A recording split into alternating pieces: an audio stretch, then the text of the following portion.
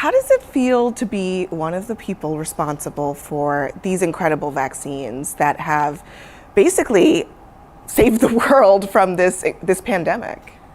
You know, I don't know. I haven't been able to really feel it in full yet, because there is this mix of, oh my God, we did it, and attached to there's still work to be done, attached to really what is, still living in a pandemic.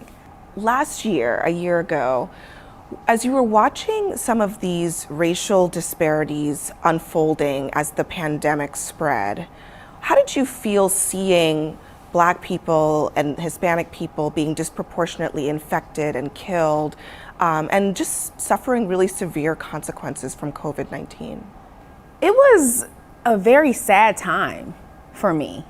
It wasn't just about the pandemic that is COVID-19, but there was this juxtaposition with, George Floyd's murder and all of that really came together and just really put a burden on me in so many ways. And it made me get more motivated around what I needed to do as far as getting this vaccine out. I understand that vaccines are really a way to help to level the playing field when it comes to health disparities. And so for me, it was motivating, but also very sad. I think as I have looked back on the pandemic and my work and my team's work in the pandemic, I feel like it was my purpose almost. I came to UMBC, I started out being a biology major.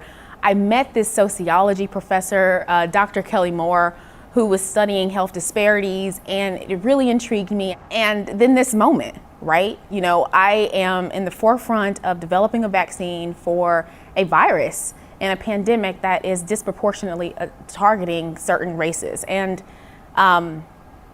things fall in order in that way. All things work together for the good. Tell us about the journey to get to a point where this technology was ready in time for this very specific virus. The journey actually predates me. About 20 years. Scientists all over the world have been working on messenger RNA technologies to deliver all sorts of therapeutics, not just vaccines, but cancer drugs and et cetera. And then when I got to the VRC at the National Institutes of Health, it was 2014, and the cousin of the current coronavirus was circulating, the MERS coronavirus. And it became very clear that nature was going to have its way if we did not prepare. The concept is called pandemic preparedness. And so we've been working on this for, at least in coronavirus field, for about 7 years now. So when people say, I'm worried that this messenger RNA technology is going to mess with my own DNA, what do you tell them? Absolutely not. Absolutely not. The cells don't even work that way. And of course, we would never put anyone in that kind of harm, right? Your cells deal with messenger RNA on a day in and day out basis. This is how cells read things. And so we're not telling the cells to do anything that they normally wouldn't do, just giving them a little bit extra boost to produce a different type of protein so that you can alert your body to be protected against COVID. You have become this sort of ambassador, not just for the vaccine that you worked on, the Moderna one, but for vaccines in general. You have been there with the Vice President Kamala Harris, Jesse Jackson Sr. TD Jakes has credited you with helping him get over some concerns or hesitancy that he might have had. What did you say to him, for example, or to others that made a difference? You know what, Abby? I think there's really nothing that you say. It's really about listening.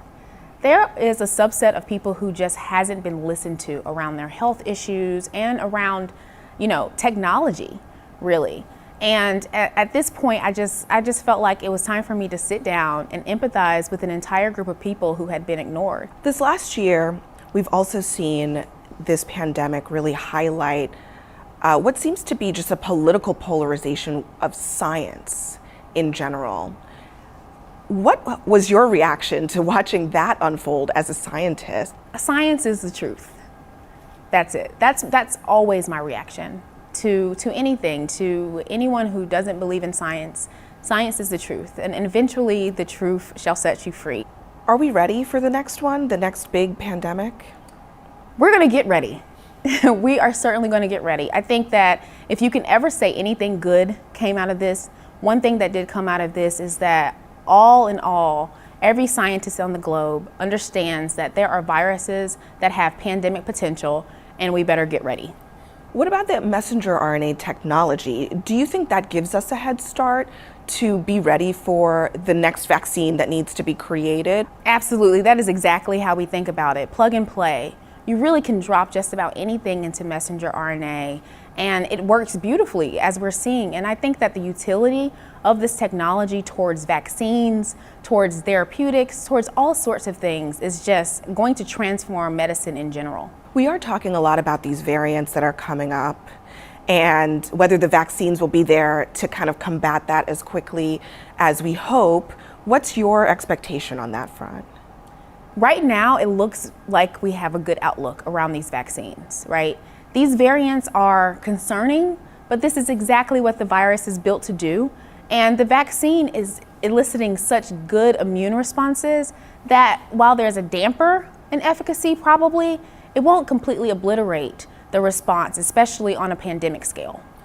Do you have a sense of when we might know maybe a little bit more definitively about what that looks like? Can someone who's vaccinated transmit the virus and be infected themselves from the virus? You know, I can't give you a sense of when we might know that. You know, data comes out in kind of real time these days, but I think that the signs are pointing in the direction that at least vaccinated people might not be able to transmit virus because there's less shedding of virus, which means that if you were to be vaccinated and come in contact with the virus, your body wouldn't replicate that virus to the point that you might be able to spread it to someone else. But I think all in all, we're very hopeful about how well this vaccine is working, not just on the disease perspective, but towards the utility towards transmission. One thing that is so notable about you, obviously, you walk into a room, everyone notices you are a young woman, a young Black woman. What has it been like to be such a prominent face in this scientific effort on a personal level? You know, it's been fun. I will definitely admit that. I think it's been exciting to be able to be an inspiration. I'm happy to be visible if it means that more people understand the science behind this vaccine and for vaccines to come. And more Black and brown people are apparently applying to STEM programs in medical school. I mean, during this pandemic, why? Do you have any sense of why that might be? I don't know, except for science is really cool. So, I mean, I can't blame them. You know, I think that there is a lot to be said about people seeing how science can really transform the world and how technology can really transform the world. Corbett was recruited here to the University of Maryland Baltimore County campus with a full-ride Meyerhoff Scholarship, a program that also produced a number of other Black leaders in science, including former Surgeon General Jerome Adams and Darian Cash, a senior scientist at Moderna. One of your mentors said about you that you're a reminder that there's so much untapped, unnurtured potential among students of color, especially in the sciences. Do you think that's true? Absolutely. I think about, had I not had a mother who said, you're going to go do an internship this summer rather than get, you know, any other job, or had I not been exposed to Dr. Rabowski and the Meyerhoff program when I was in high school and been recruited here, I think about what would have been different. And a lot. I'm not even so sure that I would be a scientist. And it's really about exposure and resources given to people